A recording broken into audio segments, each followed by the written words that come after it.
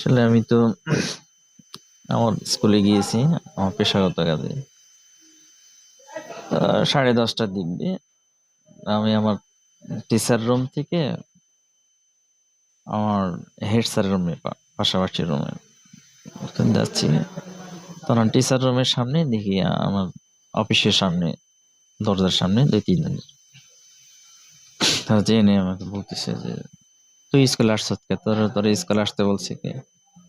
আমি স্কুলে আসবো মানে আমার চাকরি, আমি এখানে আসবো না, আমার ক্লাস আছে। আর কথা বলেই দুই পাশ থেকে 2 জন আমার আঁকড়ে ধরছে, আর একজনে ওখানে মাইক শুরু করছে, টাইনা হেসড়ে নিয়ে আমাকে বলছে, তোরে যদি স্কুলে দেখে আমার, তাহলে তোর মাইরা ফেলবো একেবারে, তোর স্কুলে আসা নিষেধ। কেন আমার স্কুলে আসা নিষেধ দেবে কেন? তারপরে এই বলে ওরা আমার আর কোনো কথা না বলে 2 জনের ওদের রোস্টার করে ফেলে, আর একজন মারতে থাকে। মারতে মারতে আমাকে বারান্দার বাইরে নিয়ে যায়। বারান্দার বাইরে নিয়ে গেলে আমি নিজেকে সেভ করার চেষ্টা করি, আমার 2 জনের ডাক দিই।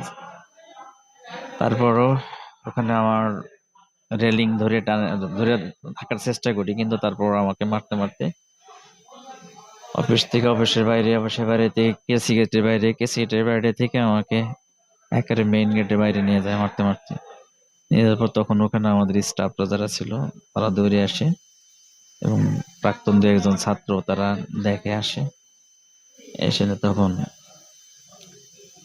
আমাদের স্টাফ মুন্না এবং তনুরা আমাকে ধরে তাদের কাছ থেকে সেভ করার চেষ্টা করে। তারপরে ওরা টেনে হচ্ছিল আমাকে একটা অটোতে ওঠায় চিকিৎসার কথা বললাম। তখন আমার তখন আর নাই, আমার মারতে মারতে আমার তখন ওরা আমাকে অটোতে উঠায় নিয়ে হসপিটালে নিয়ে আসে।